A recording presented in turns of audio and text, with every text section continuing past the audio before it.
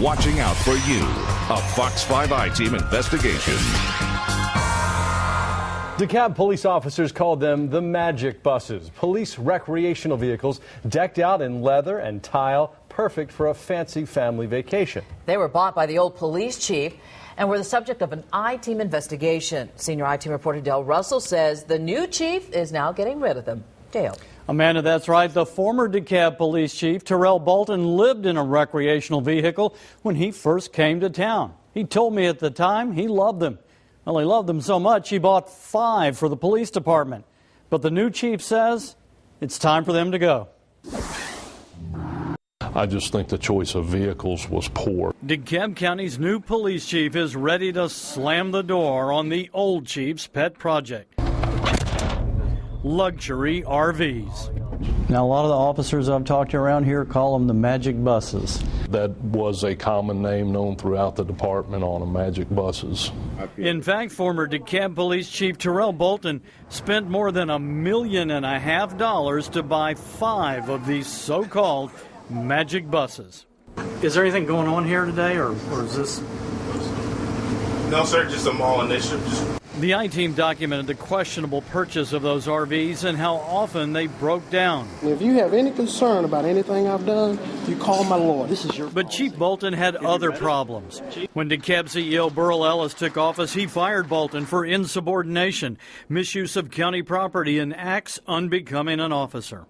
Veteran DeKalb County Commander William O'Brien became the police chief in October, and not long after, he set his sights on getting rid of these 40,000-pound albatrosses hanging around the necks of the DeKalb County Police Department.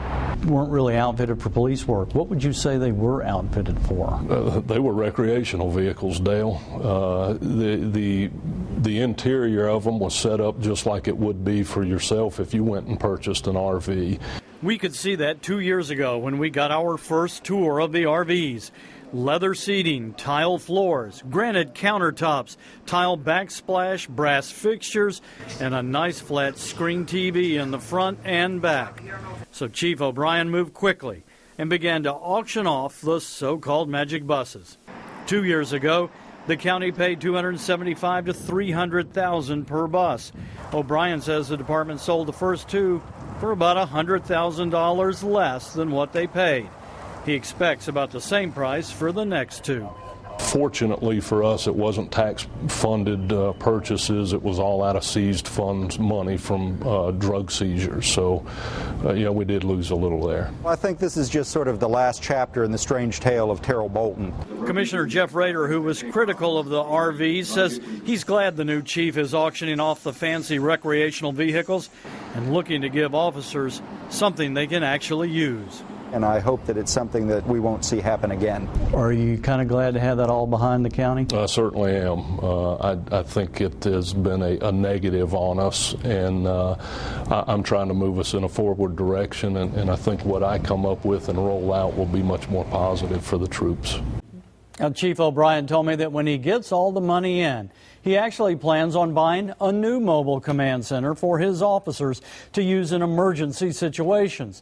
But he says it'll be smaller, more practical, and actually fitted for police work, not a family vacation. Russ, Amanda? Well, the chief was very plain about how he thinks about it. How about the rank and file? Any relief there? I got to tell you, over the last couple of years, I've heard more about these buses, I think, than anything else that you can think of in the DeKalb Police Department. They dubbed them the magic buses early on. They laughed about them. We started getting calls about how they broke down all the time, and we did stories about that. They were always in the shop. They really weren't designed for hardcore police work, and that's why the officers just thought these things were a waste of money in their minds. And now you see the new police chief, William O'Brien, apparently agrees, and a new day in DeKalb. All right, at least they're getting some of their money back. That's Thanks, right. Dale. Thanks.